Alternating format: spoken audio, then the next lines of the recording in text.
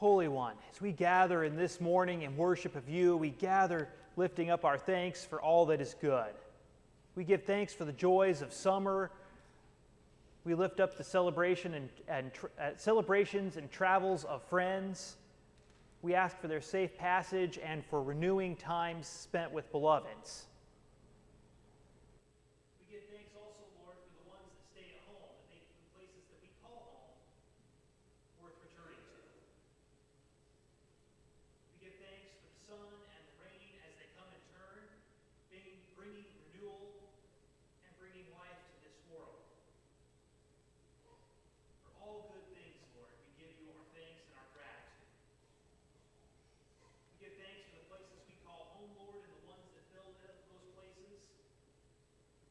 And just as we give thanks for that, we also ask that all of your children in this world, Lord, have good places to call home. As we remember all of the gifts that you have poured out amongst us, God, and as we give you our thanks, we also recognize that you are more than a gift giver, Lord. You are one who longs for all things to be right. And so we lift up the parts of our world that are broken and fragmented, the places in our world that are weary and tired. We lift up those who hunger and those who are vulnerable to weather. May they have enough, and may they know shelter. We lift up those who are struggling with health and with healing. We ask that you strengthen them, Lord. We lift up those who are grieving. May they know peace that passes understanding. And may those who are in the midst of strife know safety and peace as well. We lift up the prayers of our tongues and the prayers of our people, Lord. But we also lift up the prayers that each of us carry silently within our heart. And as we know that you hear all of our prayers, Lord, we ask that you be gracious to your children in answering them.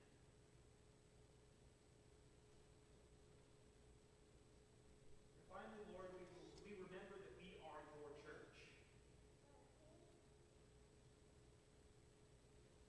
We're called to be the salt of the earth, not just bland. We're called to let our lights shine.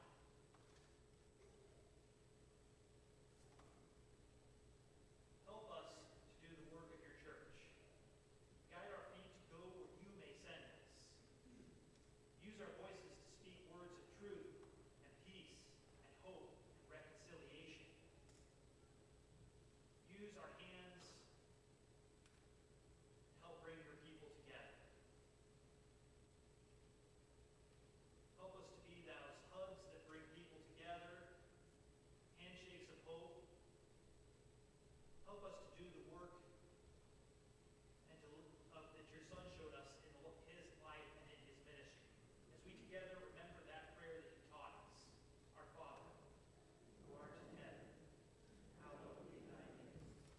Thy kingdom come, thy will be done, on earth as it is in heaven. Give us this day our daily bread, and forgive us our sins, as we forgive those who sin against us.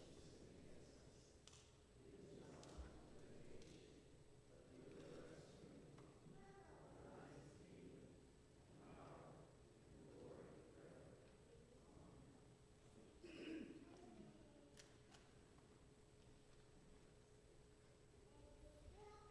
Today's scripture comes from Mark chapter 4, verse 35 to 41. On that day when evening had come, he said to them, "Let us go across to the other side." And leaving the crowd behind, they took him when they entered the boat, just as he was. Other boats were with him. A great windstorm arose, and the waves beat into the boat, so that the boat was already being swamped. But he was in the stern, asleep on a cushion. And they woke him up and said to him, "Teacher, do you not care that we are perishing?" He woke up and rebuked the wind and said to the sea, still. Then the wind ceased, and there was a dead calm. He said to them, "Why are you afraid? Have you still no faith?"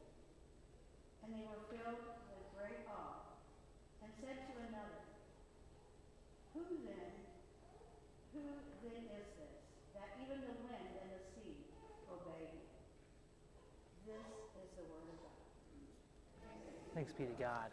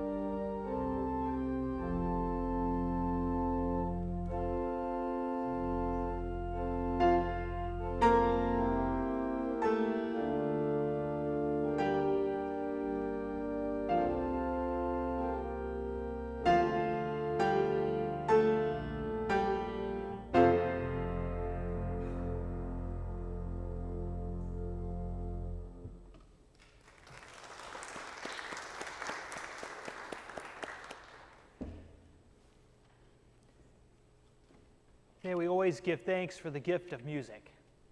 And may we always make music when we get the chance as well. Otherwise, there'd be no music. I'd like to, at this time, are there any young ones who'd like to come forward for a brief children's moment? Young in body or young at heart?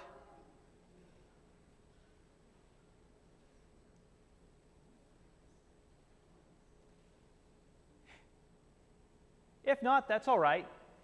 That's all right. I asked. That's fair. I'll take not today as an answer too. That's all right. A lot of life's problems can be solved just by asking questions.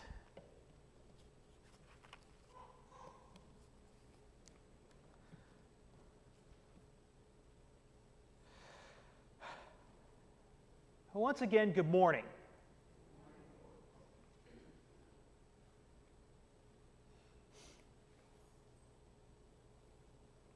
So I want to share something in this passage about peace in our hearts and peace in this world this morning from this passage, and how we're called by Jesus to seek that. And I'll get to our passage in a minute, but I want to start off with a story about a different lake. Now our passage takes place on the Sea of Galilee. We've probably heard the Sea of Galilee had a number of, it was the same body of water, but different times in history and different peoples called it a lot of different names. And it's a pretty good sized lake. We hear these stories and we think about, it's hard to conceptualize someplace you've never been before. And I've never been to Galilee. But I have been to a place in northern Minnesota called Leech Lake. It's not the Sea of Galilee. But interestingly enough, Leech Lake in Minnesota and the Sea of Galilee, the main body of both of those lakes are roughly the same size. To put it in perspective, the Sea of Galilee is about 13 miles wide and roughly 33 miles long. So to put that in perspective, for us here in southern Indiana here this morning, if you go from south of Bedford, we'll just say the White River or the church camp, all the way to the north side of Bloomington, that's about 33 miles, give or take. It's a long ways to row a boat, or to sail a boat, isn't it? And if you go from roughly, hold on here, I looked it up. Roughly speaking, from Springville to Heltonville,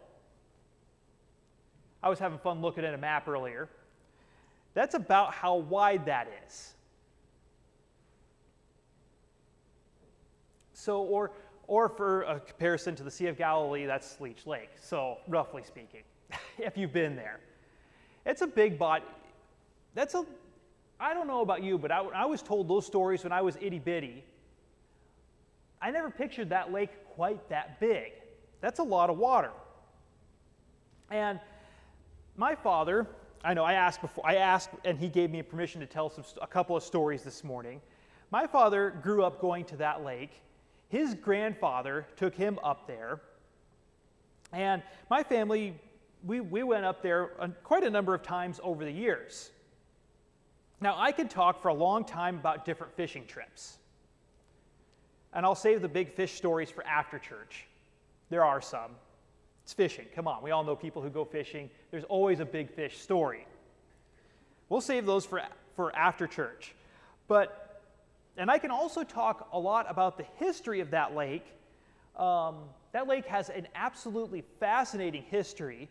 There's a lot of Native American culture, as well as there's a lot that we can learn about how we can we can learn a lot about our own country's growing edges, we'll say, about some social injustices, about how the Native Americans were treated also. I'd love to talk more about that, but that's also a story for another time. Otherwise, we'll be here till dark. I can also tell you about a very unique experience I had up there about 4 or 5 years ago, but again, that's a story for another day. But for the sake of time today, and thinking about our passage, I want to talk about how fast the weather on that lake can change. And that's something that was very striking to me. It can go from dead calm. That lake, literally, you can use the surface of that lake as a mirror. Dead calm, smooth, flatter than that communion table, a piece of glass there. It can go from that calm to 6-foot rollers in less than 30 minutes. And I've seen it do that. And when you're not planning on that, and when you're a few miles from shore in a questionable boat, you learn real quick, you develop a lot of strong opinions about what you think about that kind of weather very quickly. And just as fast, that lake can go from 6-foot rollers to almost dead calm just as fast. Again, that was a very striking experience also.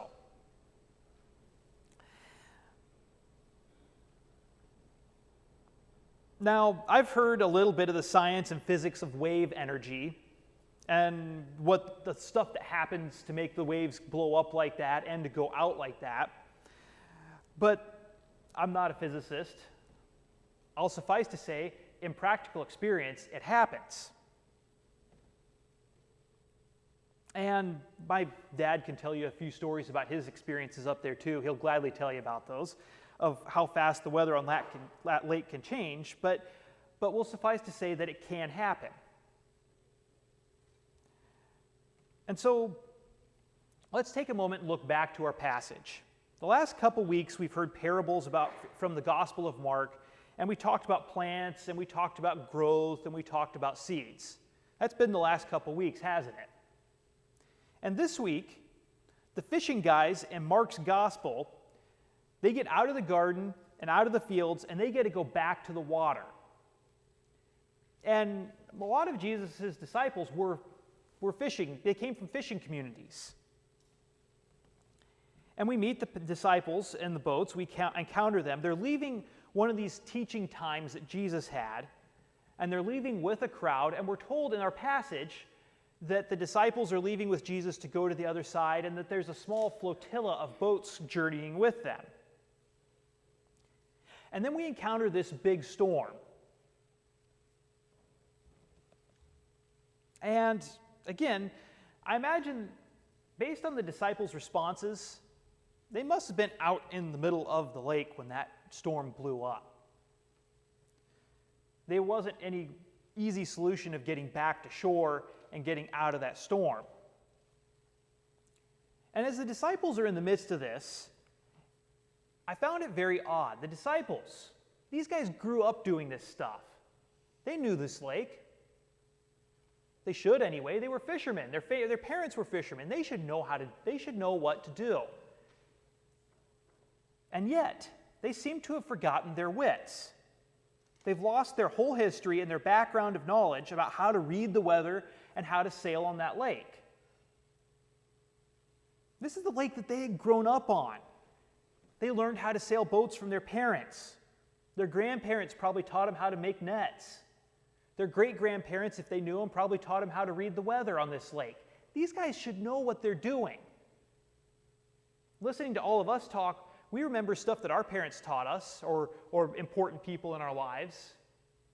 The stuff that we did as kids growing up with, that stuff shapes us. We remember that stuff. These disciples should know what to do with a boat in that big storm. But yet it seems that their panic, their fear, has short-circuited their upper-level thinking. They've forgotten all this stuff. And now they're in a situation where there's legitimate fear of sinking miles from shore. And at that point, not when the storm was coming, not when the waves were starting to happen, at this point, at the point the boat's on the verge of sinking, the disciples have the thought, gosh, what do we do? Maybe now we should talk to Jesus. This is as goofy as the story of Jonah, where Jonah, supposed to be this great prophet, the first time he prays is when he's in the whole book of Jonah is after he's been in the belly of the fish for 3 days. Surely the disciples who've seen Jesus do amazing things would have thought to ask him for help sooner than this. But they do finally turn to Jesus, and at that point, they find Jesus asleep in the stern, in the middle of the storm. And the disciples are kind of steamed about that. They're kind of upset. How the heck can you be asleep, Jesus?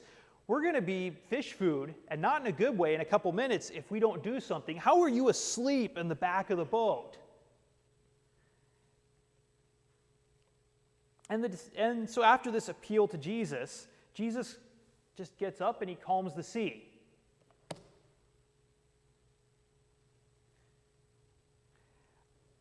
I suppose the disciples were glad for that. And I can appreciate their situation a little bit, whether it's in the Sea of Galilee or in Minnesota or your favorite respective fishing pond, river, or other body of water. It's unsettling seeing water come over the transom of a boat multiple times in a row. I bet the disciples were awful grateful for the calm water. But thinking a little bit bigger in the picture of that moment, Jesus didn't just calm the sea. He also calmed the fear of those in that place. And he calmed the faith of those who were there, according to our passage. Now, calming a sea is an impressive feat. Even if it was just the wind stopping and the lake goes calm in 30 minutes, it's still an impressive thing to witness. But sometimes we all have to have smooth sailing in life, too.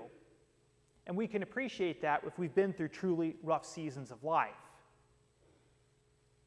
Life is a little bit, we've probably heard people say life's, the sea of life. And there's a lot of things that happen in the sea of life that get our lives agitated.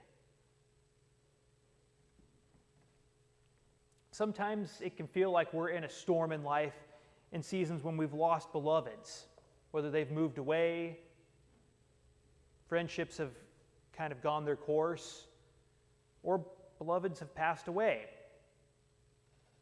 Sometimes it feels like we're in storms in life if we're insecure in where we're at. Perhaps there's conflict amongst a family. That can feel like a storm of life. Conflict in our workplaces can feel like a storm in life. Scary financial situations can feel like that too. There's a lot of things that can stir us into fear in our own lives. Regardless of what caused it, there's a lot of things that can cause fear, but regardless of what caused it, fear is real.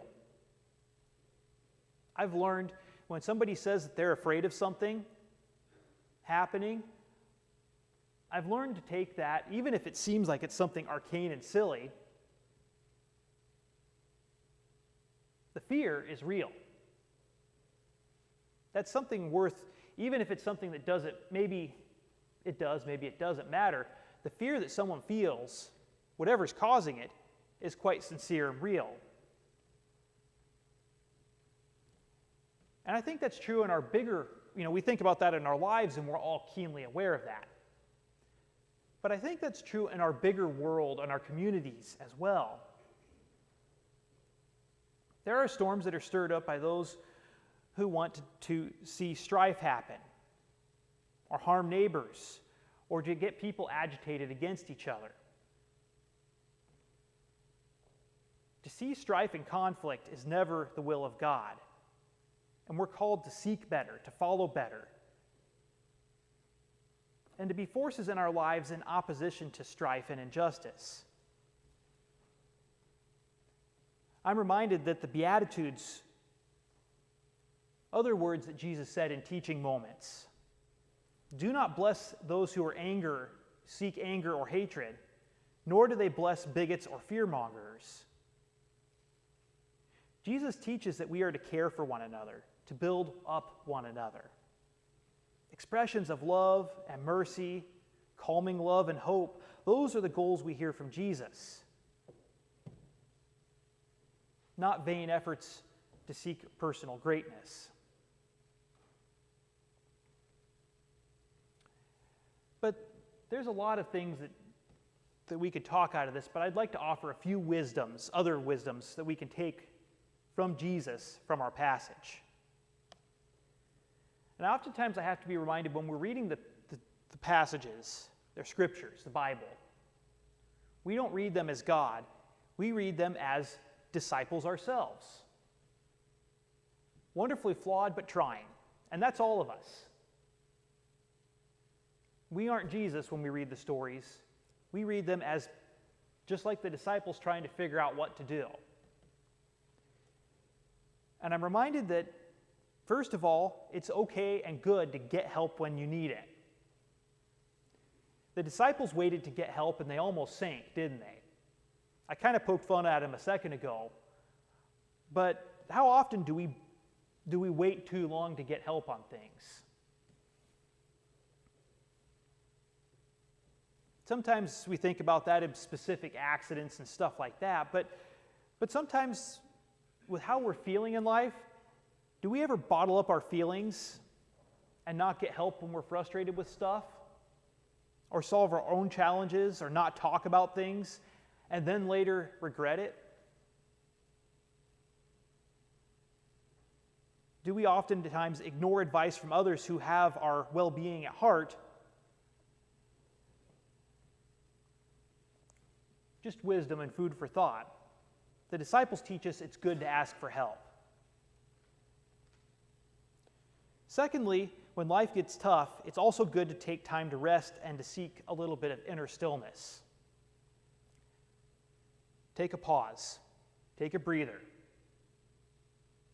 The disciples are, in this story, the storm's building, and they're trying to do things. They don't take a moment to think. Jesus, even in this storm, there's wisdom to take from Jesus. He took time to take a nap. Seriously, how many of you have ever seen family or friend fights that could have been solved if everybody would have taken a 15-minute nap or breather outside and everybody had a snack? How many fights would that solve in life? I see a lot of nods. You know what? Be like Jesus. Take a nap. You feeling cranky? Go get a snack. Take a moment to go outside and breathe. Stretch your legs and take a moment just to breathe and all is well. Even Jesus took a nap in tough times. Self-care is important, especially when we're in the midst of life's big storms. Take care of yourselves. Each and every one of you bear the reflection of God in your face and in yourself. So take care of that, because that's sacred.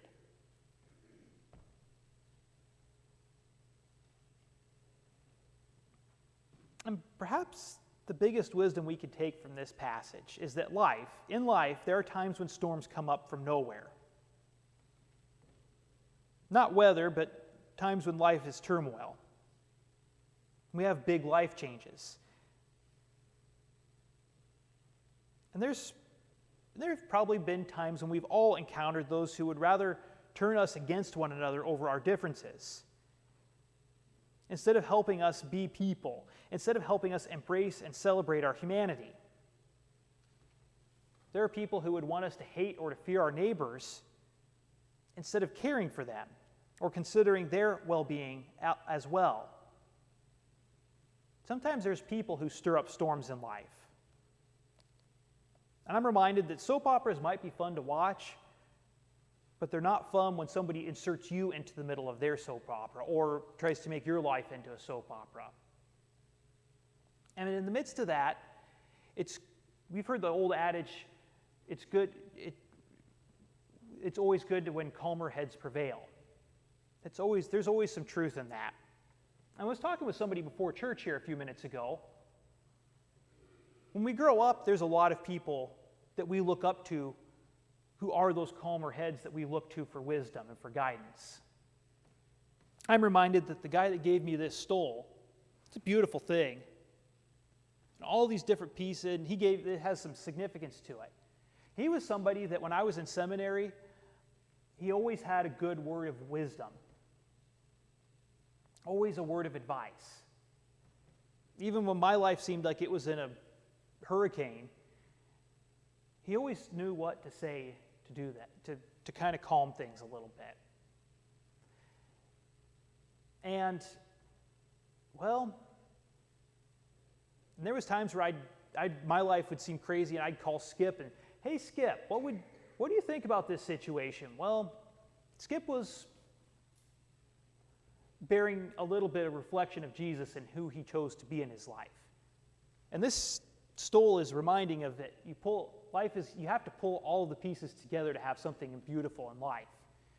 You have to include everybody to get through the big things in life. Well, Skip's long since passed away. I think that happens with a lot of those calmer heads that we try to keep in our life. And there comes a time when, well, we become the calmer heads.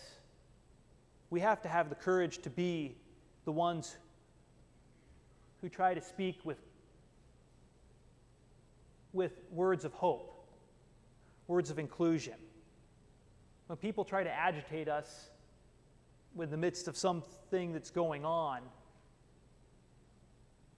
there's times when we have to be the ones who do that work of Jesus, of trying to breathe a little calmness into the seas of life for one another. And as I look out on this body of people here,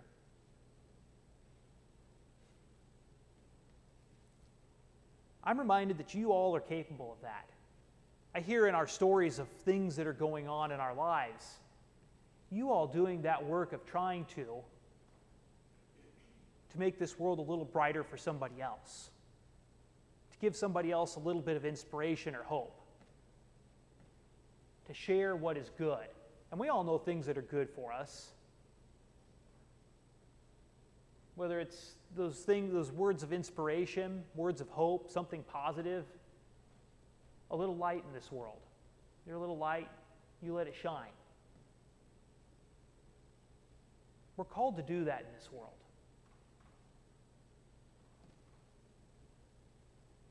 And sometimes it feels like, well, one little light in the storm, one little calm spot may not make a big difference. But it makes a difference for somebody else, and that's a big deal. I've always believed that the little things sometimes it seems like we need something big to happen.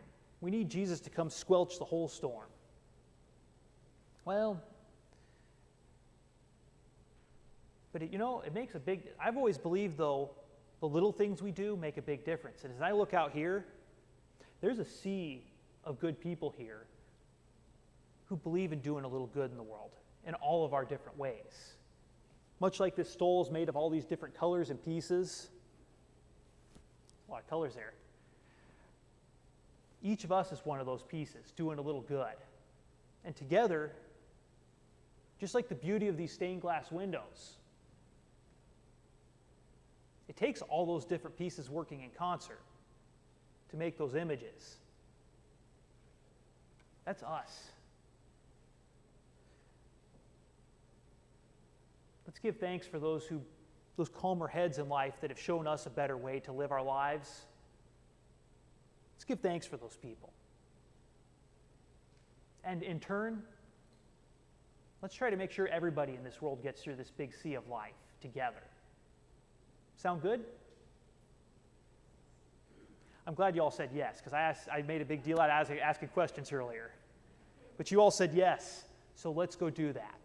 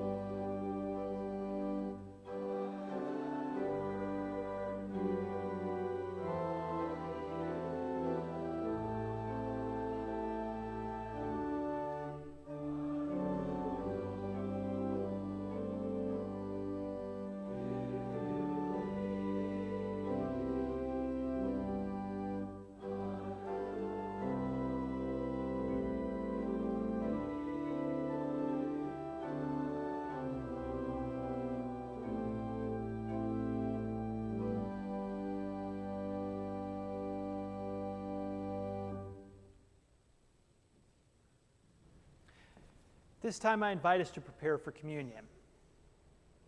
Communion might be a lot of different things for us. For some, it's a time of quiet reflection. For some, it's a celebration of community coming together. But it's also, in all things, communion is a place that we are invited to that's a calm place in the sea of life. You don't get through life without encountering some facet of a storm. To look out on our body, we know that in a lot of different ways. Sometimes in ways that each of us cannot imagine for the other ones. But there's truth that we all encounter storms in life. At this table, we're invited by that one who invites us to find safe refuge from the storms of life at this table. To lay aside all of our personal agendas and all of our personal things, to find good, healthy fellowship with one another, to find words of hope. And it's an invitation that comes not from any person or church or body or group. This invitation to this table is one that comes from God. No human agendas around this table.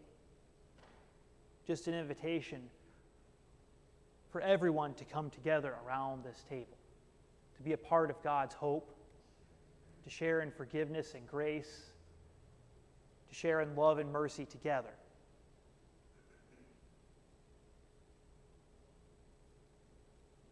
May we know that we are always welcome at this table. And just as we know that we are welcome in God's family around this table, as we go out from here,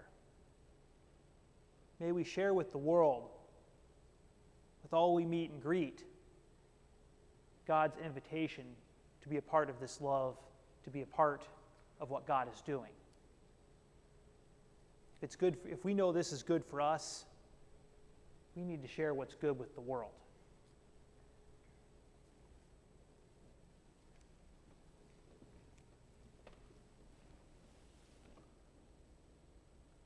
We have come together in prayer. Lord God, creator of each of us gathered, we are here humbly before you today, thankful for this sacred meal, a reminder of your invaluable love and the sacrifice. As we partake of the bread and cup, we remember your body broken, bruised, and your blood shed for our redemption. Lord, we confess our sins before you. Where we have failed in thoughts, words, deeds, we come asking for your forgiveness.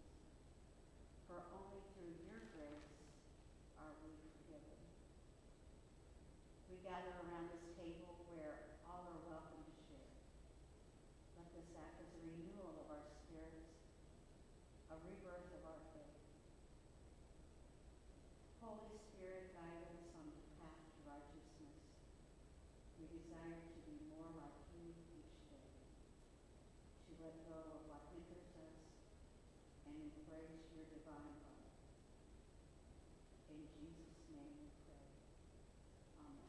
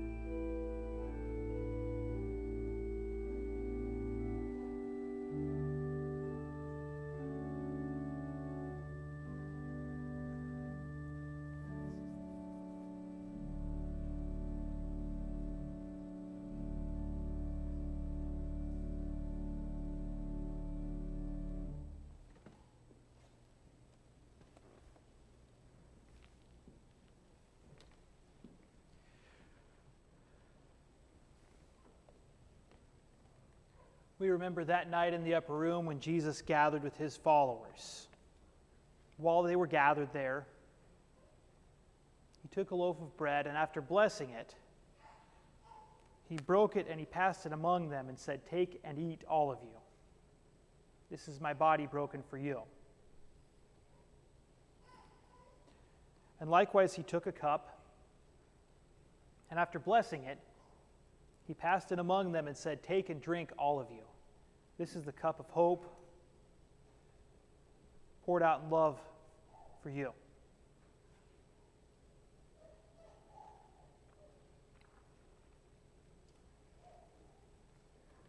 As often as you do these things, do them in remembrance of me.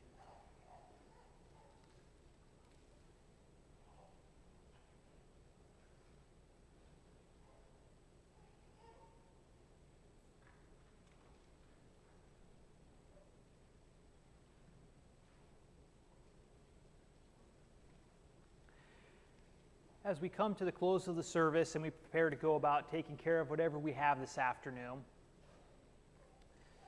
I invite us to join in song, and if there's any who desire to make a statement of their faith and join the church, or if anyone desires to join the church by transfer of membership, you're invited to come forward during our closing hymn, Weave.